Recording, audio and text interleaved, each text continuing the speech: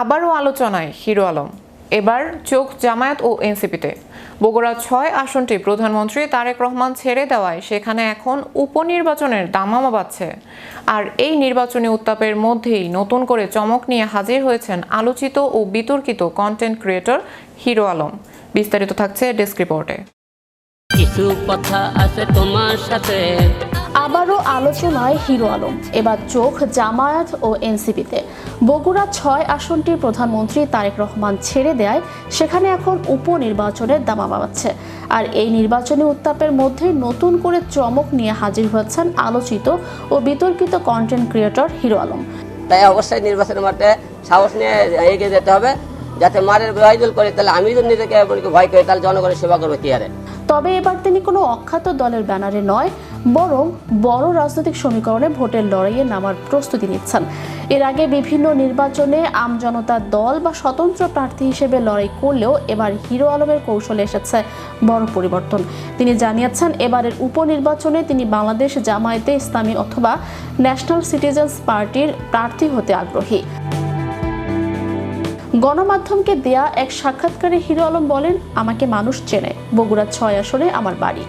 যেহেতু এই আসনে উপনির্বাচন হচ্ছে তাই আমি নির্বাচনে অংশগ্রহণ করব, তবে এবার দল থেকে করার চেষ্টা করছি। জামায়াত ও এনসিপি এই দুই দলকেই আমার ভালো লাগে। আমি আশা করছি দল দুটি আমাকে প্রার্থী হিসেবে বিবেচনা করবে।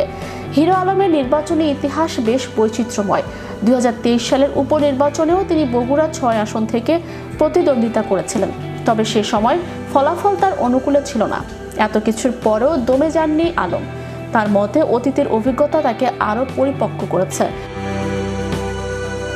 তিনি বলেন, এলাকার উন্নয়ন ও সাধারণ মানুষের স্বার্থে কাজ করার ইচ্ছা থেকেই আবারও নির্বাচনের সিদ্ধান্ত নিয়েছি। অতীতের অভিজ্ঞতা কাজে লাগিয়ে এবার আরও প্রস্তুতি নিয়ে মাঠে নামব। হিরো আলমের জামায়াত বা এনসিপি থেকে মনোনয়ন চাওয়ার বিষয়টি রাজনৈতিক মহলে বেশ কৌতুক ও আলোচনার জন্ম দিয়েছে। বিশ্লেষকদের মতে জামায়াতে ইসলামের মতো একটি সুশৃঙ্খল এবং আদর্শিক দল হিরো আলমের মতো একজনকে প্রার্থী হিসেবে গ্রহণ করবে কিনা তা নিয়ে জনমনে যথেষ্ট সন্দেহ রয়েছে। অন্যদিকে এনসিপির পক্ষ থেকেও এখন পর্যন্ত কোনো ইতিবাচক সংকেত পাওয়া যায়নি। তবে হিরো আলম বিকল্প পথও খোলা রেখেছেন। তিনি স্পষ্ট জানিয়েছেন যদি দল দুটি থেকে মনোনয়ন না পান তবে তিনি স্বতন্ত্র প্রার্থী হিসেবেই নির্বাচনী মাঠে থাকবেন।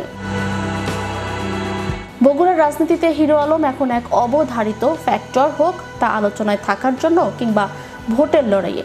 সাধারণ মানুষ তাকে বিনোদন হিসেবে দেখলেও ভোটের মাঠে তিনি কতটা প্রভাব ফেলতে পারেন তা সময় বলে দেবে। ম্যাজিক বাংলা টিভি, বিনোদন ডেস্ক।